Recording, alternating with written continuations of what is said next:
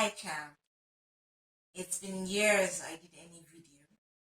This is the year 2020. So, my topic today is on moving on. I have a lot to say about moving on, so I'm going to break it into a series of 3 episodes. This first one is on rejection.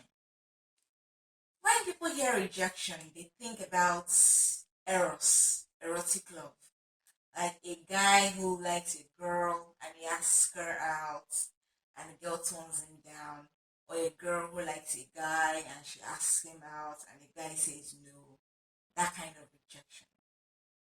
But as usual, these are my thoughts. I think there are two types of rejection. The first one is the rejection from others or things exterior, or I call it external rejection. And you have the rejection of self, which I tag as internal rejection.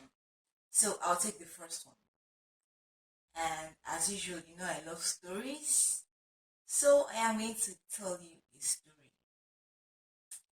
So little Jane, while growing up, always heard her mom say things like, "Oh my God, why can't you be like your sister? Your sister does this better than you do." Or then she brings her report card and her mom is like, "Didn't your cousin Noye have first take first in class last term or this term? Why can't you be like your cousin? Look at her. Just look at her. What have I done to get this kind of child?" So there are some people who were rejected even before they were born. Maybe their mom or dad wasn't expecting a child or they weren't ready for a child, so they reject them even before they are they are giving birth to, and then that rejection follows. Like it becomes things they hear their mom or dad say. The thing is, like I've always said, parents are very important because parents are your first contact with the world. They're the first that they help you develop a sense of self. They are the people who help you understand what love is, what a whole lot of things are before you meet people on the outside. So when you don't get that from the people you should get it from, and then you progress. Some kids hear things from their parents like, "Oh my God, what have I done to get this kind of child? You're a failure. I regret having you as a child. You're so stupid. You're so dumb. Other kids in class are better than you. Other parents have better kids. What have I ever done wrong?" For this kind of parents, there is nothing you ever do. There's nothing you can ever do or say if you like be the best child. Even take first, like they want you to. There will be something they will complain about. They will reject something about it. For some, it might not even be their parents. It might be an older sibling or a cousin. They want to be friends with their sister or their brother or other siblings of theirs who reject them. You know. And then from primary school, okay, from being born to primary school, they get into primary school now or secondary school for some, and from familiar, that's family setting, you now move into the world, which is where you get what you get in primary, secondary school, or as people call them, high school setting.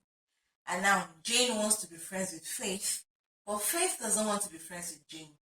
Faith wants to be friends with Dupe, and then James wants to be friends with John, but John does not want to be friends with James. John wants to be friends with Andrew, you know. Then there's that rejection. Rejection from people you want to be friends with. Rejection from friends, rejection from your peer group. There's that rejection. And then as the child gets older, you now get into eros. That's erotic love, or as they call them, relationships, romantic relationships. It could be from high school. Jane has a crush on James. So she approaches James, but James doesn't want her. James wants Lily. Or James approaches Lily now, and Lily doesn't want James. She wants Andrew. You get that kind of rejection. See, don't get me wrong, rejection hurts. but people have a right to reject you. It has nothing to do with you as a person. It doesn't mean you're a bad person. Everybody has a choice. People have things they want, people have things they like. It might not be you. So, dear champ, when you get rejected by people, it doesn't mean you're a bad person. It doesn't mean um you should think they are bad people. They're not bad people. They just don't want you. They just don't want what you want from them. Then, as usual, another story. So, Jane, Jane and James met. Yes, I know JJ, James and Jane. James and Jane met, and they hit it off like a roof on fire. Ah, their love was beautiful. They were so in love. The calls, yeah, going out together. Everything was so perfect. It was a match made in heaven. Then he proposed. She said yes. They got married. The wedding was beautiful as well. They had kids. Life was perfect. Or so Jane thought. Then one day he returns with divorce papers. He was like, Jane, I'm sorry, but this is not working. I want out. And then Jane was still getting used to the fact that the person she had thought that, okay, yes, this is the love of my life. This is the person who has accepted me for me. This is the person I'm going to build a life with. I'm going to grow old with. I've had children with this person, and this is my forever.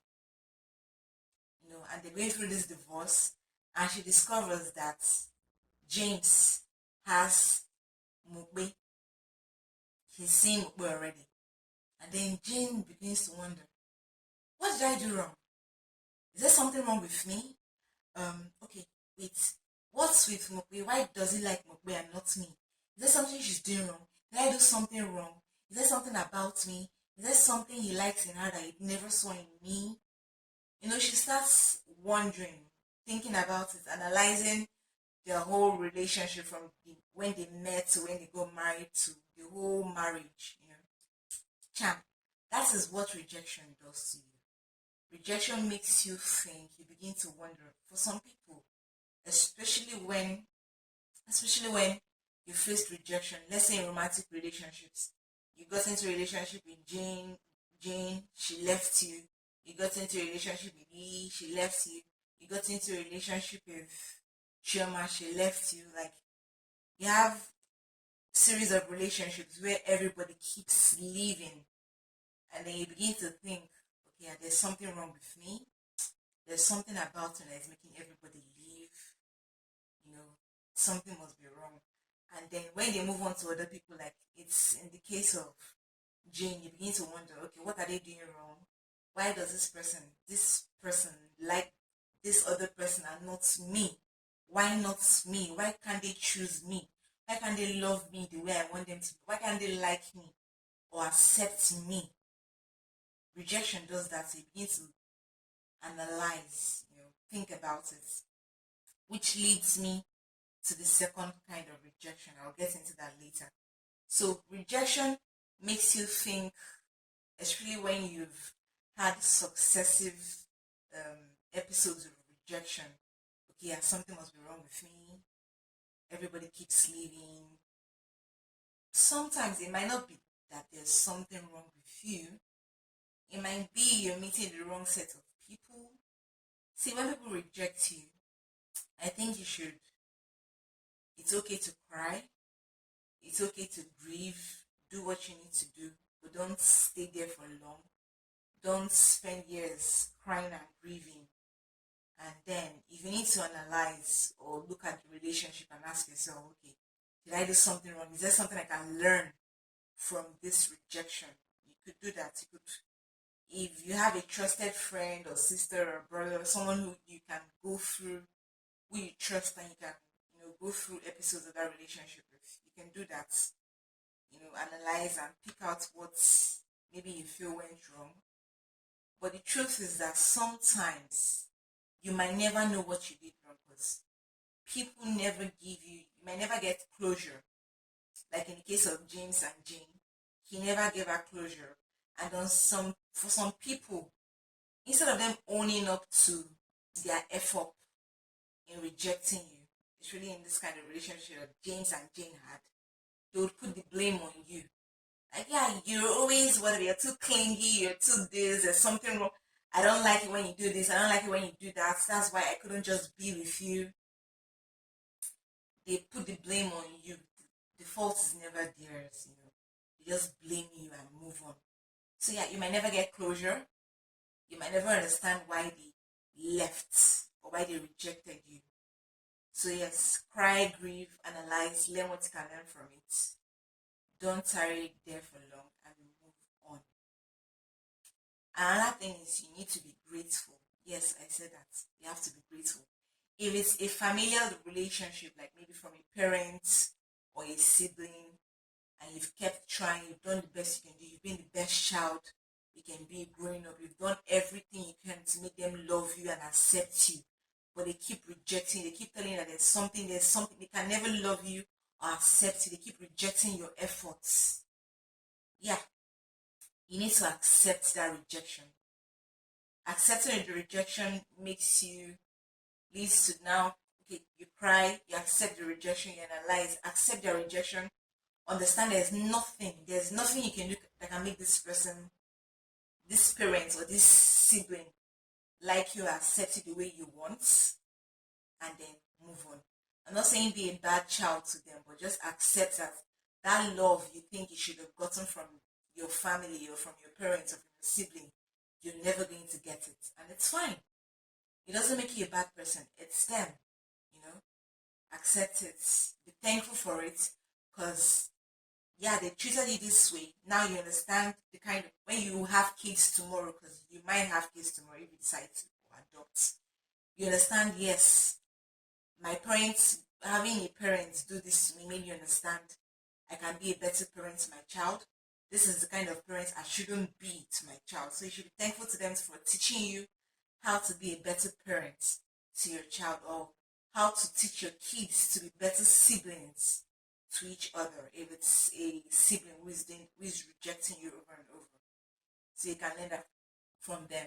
Then if it's an erotic relationship or a friendship, erotic relationship or romantic relationship, or if it's a friendship, then you can say yes, thank you, because now you don't get to waste your time forcing this person to love you, to like you, doing all those things for them that they will not appreciate. Yes, rejection sucks. It doesn't make them bad people in certain situations, especially if they rejected you outrightly. I know a lot of people don't reject outrightly, just stay around and sap what they can get from you. Even if that happens to you and they finally reject you, cry, grieve, analyze, accept the rejection, be thankful for the rejection, because if you were there, you can never move on and get to meet someone. You can never get to meet great friends or meet a great love interest who would love you the way you need to be loved, who would accept you the way you need to be accepted, who will look at you and think, damn, this is this person, I'm so blessed and so lucky to have you in my life. You never get to meet someone who would appreciate it that way.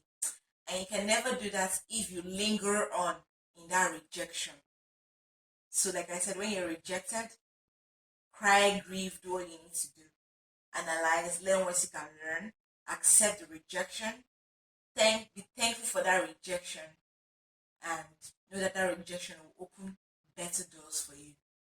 Then, for rejection of others, it might not necessarily be a human being who rejects you. It could be a career or a job. You get sacked from a work you've been at for years, or you've been trying to get work in a particular field and it's not working. See, I'm one of the I believe I'm one of the biggest fans and believers of staying in it, as in doing things, giving it your all, not giving up. But sometimes that door might not want to open, no matter how hard you push it. That career might not want to, like, you've been trying to be a musician for years and it's not kicking, it's not clicking. It might be because there's something else you are called to do and you will never get to it if you don't close that door. If you don't accept that rejection from that career and move on, you get. If you don't accept that sack letter.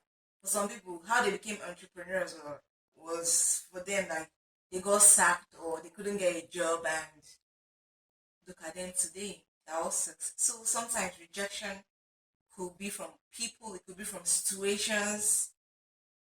So it's basically the same thing, those kind of rejections. Grieve, cry, accept it. Don't think they're bad people. Don't think you're a bad person. It is not you. Even if you've been having rejection over and over and over from different people, there are some people who are lucky meeting the wrong set of people. So I think basically you need to analyze the kind of people you let into your life sometimes. So yes. And then you move on. Breathe, cry, analyze, learn what you can learn, accept the rejection, be thankful for it, and move on. Move on from that rejection. So this will lead me into my second topic on moving on, which is bitterness and resentment. I'll do that in my next video. So for the second type of rejection, which is rejection of self or internal rejection, for most people, internal rejection or rejection of self starts from rejection from others and rejection of situations, from situations like they've been, they've been having experiencing. Okay, Isiama has been rejected every time she gets into a love relationship. The guy leaves her, then she picks up the pieces of her heart, mends it, moves into the next one hopeful. The same thing happens. The same thing happens again, over and over. And the guys just don't. They just sleep with her and they move on. Nobody, nobody sticks around, and then she begins to believe that yes, there's something wrong with me. I'm not good enough. I'm not worth it. Because she even sees these guys like Henry that said he wasn't about her, that he wasn't just ready for a committed relationship. And they broke up. In less than 2 months, Henry was married to some other girl. This thing didn't happen to her once, it happened to her twice. And yes, as usual, these stories of mine are from my head. They're no actual people. I'm just telling the stories to help you relate to what I'm talking about. They're no actual. So this has happened to her not once, not twice. And then she begins to wonder, why do these guys break up with me, leave? The next 2 months or 3 months, they're married to some other person. Why not me? She begins to think, yes, I'm not good enough. There's something wrong with me. They could all see it. There's something wrong with me. I'm damaged. There's something people don't like in me. I'm not worth it. I'm not, these things, this series of rejection, they now make her think she's not good enough. She's not worth it. And then she rejects herself. She believes it. She decides, okay, I'm not getting into a relationship anymore. I'm not worth it. She even meets Samuel along the way, and Samuel was good to her. And then she's beginning to wonder, okay, when will he notice what others have noticed and left? I'm expecting this one to lead me to when will the other shoe drop and they will walk away like others have. You know, she just had this, it just damaged her psyche. Like this experience with other people now made her reject herself and believe that she was not good enough. Began to tell in her interaction with people, with other guys, even in her work. She began to feel like she was not good enough. She became insecure. She felt there was something wrong with her and other people were better than she was. She developed inferiority complex because of rejection from others and she rejected herself. So champ, don't ever make people's rejection of you. Trust me, as in this life you always have people who will not like you, who will not see yourself, they will not see your worth. They will not see how good and amazing you are. They will not love you the way you want to be loved or like you the way you want to be liked. There are people who will leave you, there are people who will actually reject you, and then you begin to don't ever question yourself when rejection happens. That you begin to believe that there's something wrong with you, and then you reject yourself, you begin to believe that you can never have anything good happen to you. Don't do that. Don't make rejection from other people make you reject yourself. That's the worst thing you can do to yourself. Because when that happens, and love or people who accept you finally come your way, like it happened for Isioma, you begin to believe that yes, they will leave me too. They will notice. Every other person has noticed. They will too. When will they leave me? You know? You even self-sabotage in the end because they're expecting them to go as well. So champ, like I said, when people reject you, when situations reject you, and trust me, in this life, people will. Some will. Not everybody will like you. Not everybody will want the kind of relationships or friendships you want with them. But there are people who will. So when people reject you, accept it. It doesn't make them bad people. Especially when they told you outrightly from the onset, I don't want this, I'm not interested. Even if there were people who used you, who pretended along the way and then they changed, it's fine. Accept it. Cry, grieve, analyze, do what you need to do, but do not stay in that. Don't stay stuck in that rejection for long. Don't stay there. Don't accept that rejection as who you are. Don't let that rejection or series of rejection define you as a person. That's what I'm trying to say. So yes, rejection will happen. Know that it doesn't make you a bad person. It doesn't make them bad people. Accept it. It is hard, especially rejection or romantic rejection. Rejection sucks. Emotional pain is really bad. Rejection is like physical pain. You feel it. So yes, do all that, but don't let it define who you are. If you can't deal with the rejection, like what happened to Jane, and then you grieve and you grieve and you don't know what to do, and you don't see light at the end of the tunnel. I hope you're Christian. Even if you're not Christian, God is always there for you. Cry out to God. Because trust me, family and friends can only help you so far. Because a lot of times you'll be alone and you think about it. Ask God for help to take the pain away. Cry to Him. See, this rejection shouldn't make you feel like there's something wrong with you or reject yourself. Because you're amazing. God thinks you're worth it. Even if these people don't think you're worth it, God thinks you're worth it. He loves you.